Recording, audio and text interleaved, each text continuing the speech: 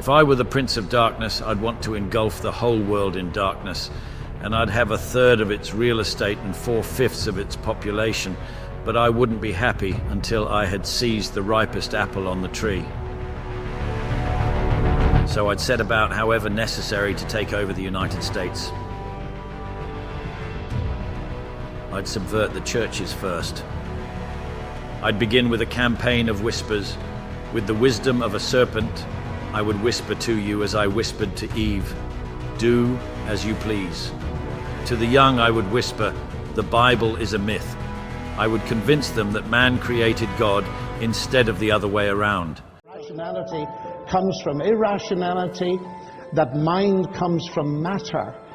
To me, the biblical explanation in the beginning was the word, the logos. That makes perfect sense, and it makes sense of the fact that we can do science itself. But you haven't explained where the logos came from in the first place. Well, of course not, because the logos didn't come from anywhere. Well then, in what sense is it an explanation? Because the notion that you say you have to ask who created the logos, that says that you're thinking of a created God. The whole point about the God revealed in the Bible is that he was not created. He is eternal. He is the eternal logos. And I ask myself, as an inference to the best explanation, which makes more sense? That there's an eternal logos, and that the universe, its laws, the capacity for mathematical description and so on, that these things are derivative, including the human mind, from the logos.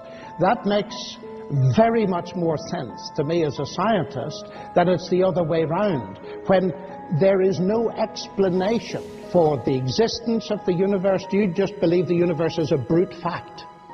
The universe is an easier brute fact to accept than a conscious creator. Well, who made it?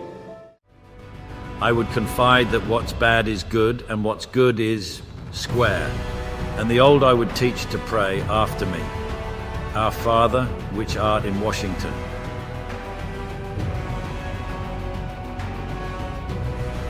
And then I'd get organized. I'd educate authors in how to make lurid literature exciting so that anything else would appear dull and uninteresting. I'd threaten TV with dirtier movies, and vice versa. I'd peddle narcotics to whom I could. I'd sell alcohol to ladies and gentlemen of distinction, and I'd tranquilize the rest with pills. If I were the devil, I'd soon have families at war with themselves, churches at war with themselves, and nations at war with themselves, until each in its turn was consumed. And with promises of higher ratings, I'd have mesmerizing media fanning the flames.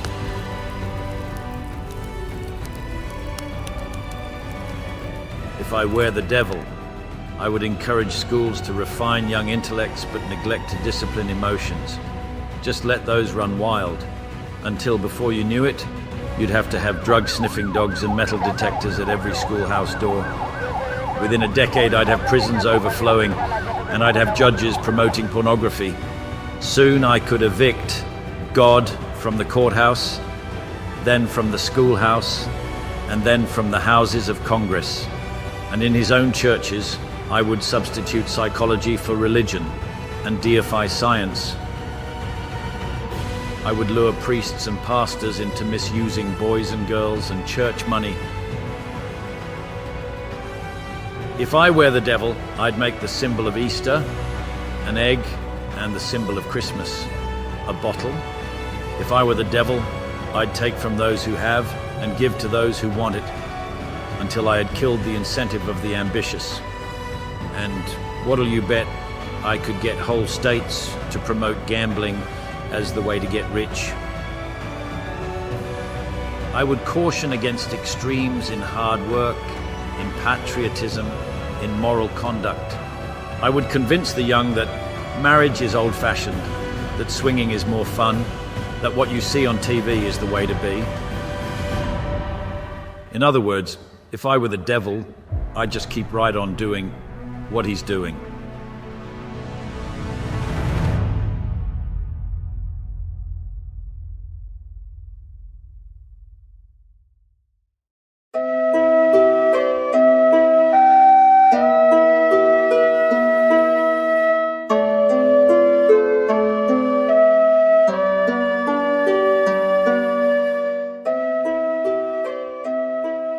Christians should pray for those who are ensnared by the devil's damning delusions, that God will grant them repentance, leading them to a knowledge of the truth, and that they will come to their senses and escape from the trap of the devil, who has taken them captive to do his will.